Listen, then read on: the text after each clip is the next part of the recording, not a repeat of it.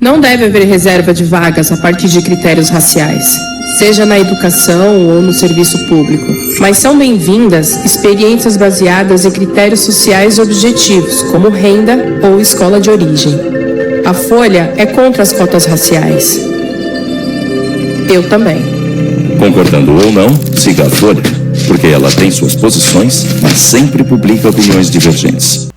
Bom dia, senhoras e senhores. Hoje é 31 de março de 2024. 60 anos após o golpe militar de 1964, desfechado no dia 31 de março e que culminou com o fechamento do Congresso no dia 2 de abril.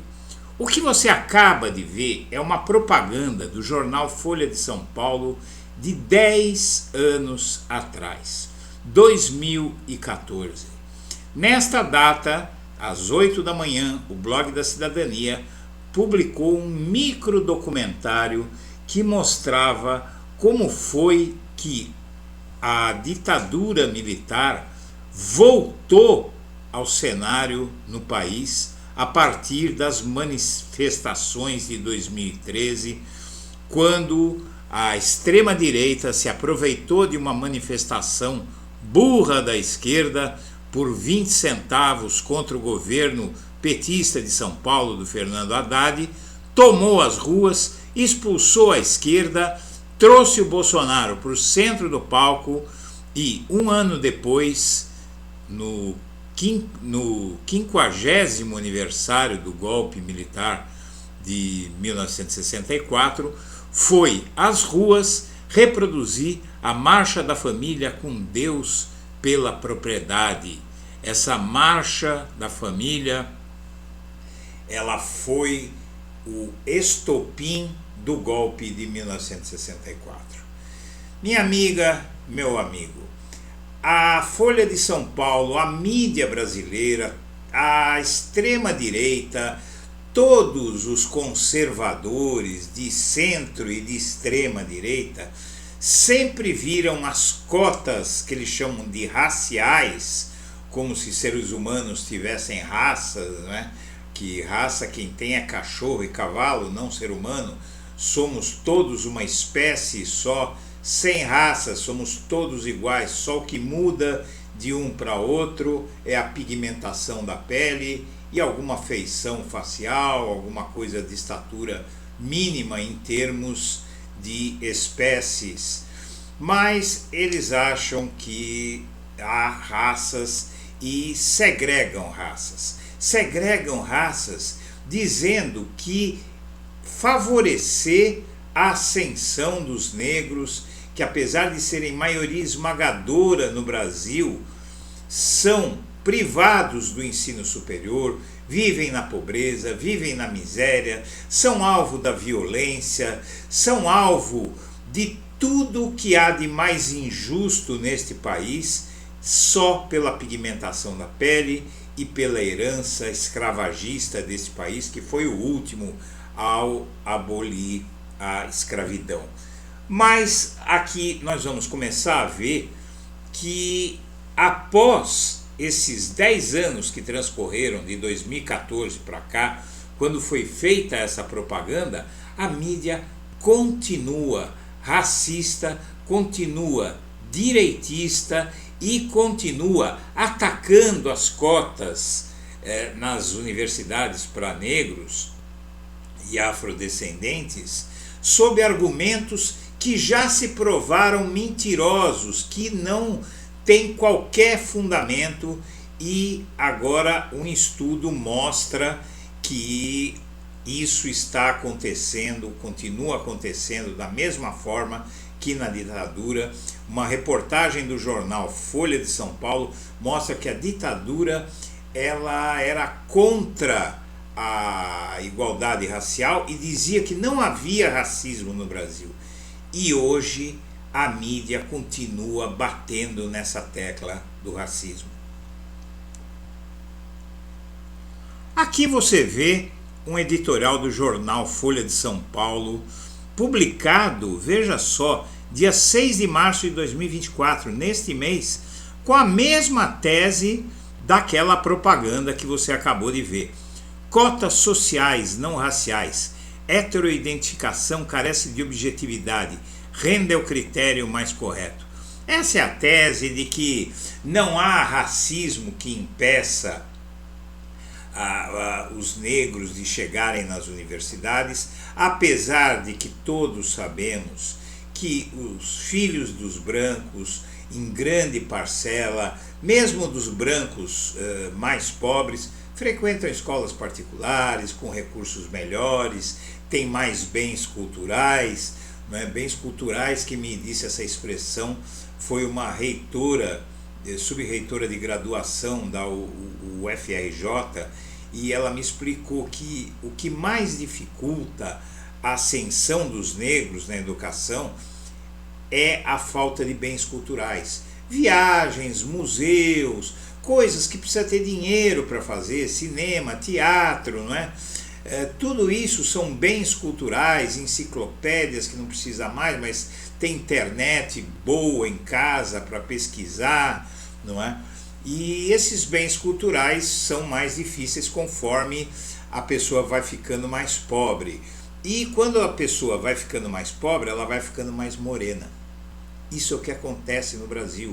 O IBGE já identificou isso há muito tempo e a situação continua, e a mídia não quer aceitar isso e continua batendo nessa tecla. Aqui você vê um outro elemento da mídia, aí, o tal de Demetrio Magnoli, sociólogo, que ele trava uma luta contra as cotas e, paralelamente, 2 dias depois desse editorial da Folha, ele vem no jogo da raça, com essa matéria: política de cotas raciais espalham gás tóxico do racismo no meio do povo. E aí ele usa a mesma tese que a ditadura militar, ele, a Folha e todo o resto da mídia usam para negar que exista racismo no Brasil, e diz que combater o racismo, permitindo que os negros cheguem nas universidades, é algo que promove racismo, é um absurdo. E veja essa matéria da própria Folha: militares viram no movimento negro afronta à ideologia racial da ditadura. O regime negava a discriminação no país e acusava a militância de semear ódio, mostram documentos. Exatamente o que diz esse cara aqui: políticas de cotas raciais espalham gás tóxico do racismo no meio do povo. É a mesma tese, só que isto aqui acontecia nos anos 60. E isso aqui acontece nos anos 2020. E até por isso, apesar de a Folha e dessa mídia ser assim racista, não deixa de publicar, quando a pressão aumenta muito, uma opinião divergente. E aqui está a Natália Carneiro, jornalista, diretora e coordenadora de comunicação da Casa Sueli Carneiro. Ela diz: Folha ignora evidências favoráveis às cotas raciais. Jornal que se diz plural nega a história mais uma vez.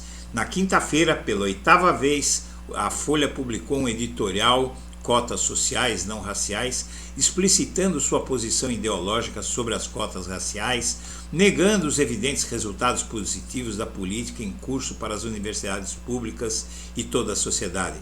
Em 2021, fiz a análise de discurso de 3 posicionamentos desse jornal: os editoriais Cotas e Nada Mais, de 2003, o editorial Cotas Raciais, um Erro, de 2012, e a campanha institucional Que a Folha Pensa, 2014, que você acabou de ver. Ficou evidente a falta de interesse do veículo em considerar a subjetividade de negras e negros e o contexto histórico-social em que as cotas raciais foram propostas. Antes de prosseguir, eu quero pedir a você que acompanhe o blog da Cidadania, que se inscreva no canal. Curta, compartilhe nossos vídeos, que assim você nos ajuda a fazer o nosso trabalho.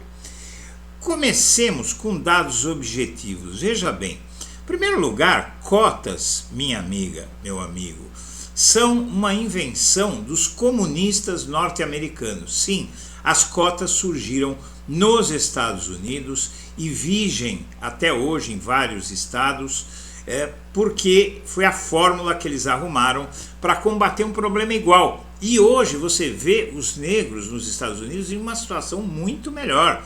Tanto que os Estados Unidos, que costumam dizer aqui no Brasil que são mais racistas que aqui, eles já tiveram até um presidente negro, e nós nunca tivemos nem negros na política. Se você vai ao Congresso Nacional, 10% do Congresso Nacional é de negros. Comecemos com dados objetivos do IBGE. Em 2003, estudantes brancos ocupavam 72,9% das vagas no ensino superior. Pretos e pardos, 0,4%. 2003, o ano em que Lula tomou posse pela primeira vez. Os editoriais da Folha, nem naquela época, nem agora, expressaram preocupação com a disparidade da desigualdade racial no acesso à universidade. De acordo com o Instituto Nacional de Estudos e Pesquisas Educacionais, o INEP, o número de estudantes pretos e pardos nas universidades federais chegou a 41% em 2010, no fim do governo Lula, e aumentou para 52% em 2020. Isso significa que as cotas raciais têm sido efetivas no enfrentamento às desigualdades raciais no acesso à educação superior. Na verdade, não adianta. A matéria é longa e o que eu quero dizer para você é o seguinte: está provado que, inclusive, o desempenho dos alunos cotistas é tão bom, exatamente tão bom. Essa matéria diz isso, está aqui o título, você pode procurar no jornal Folha de São Paulo, é agora do dia 9 de março, você vai ver, que mostra que o desempenho dos alunos cotistas, ou seja, as notas deles, o comparecimento, em alguns casos chega a ser até melhor do que aqueles que não entraram na universidade por cotas, porque são pessoas pobres que aproveitam com a alma a oportunidade. Enquanto o filho de rico se inscreve, passa no vestibular, começa a fazer uma USP, por exemplo, e de repente desiste no meio do caminho porque não deu mais vontade. E isso não acontece com essa população negra que está tendo chance graças aos governos de esquerda, os governos do PT, que se sucederam a partir de 2003 no Brasil e que agora estão no poder de novo, né? Minha amiga, meu amigo, eu agradeço a atenção e deixo meu abraço para todo mundo.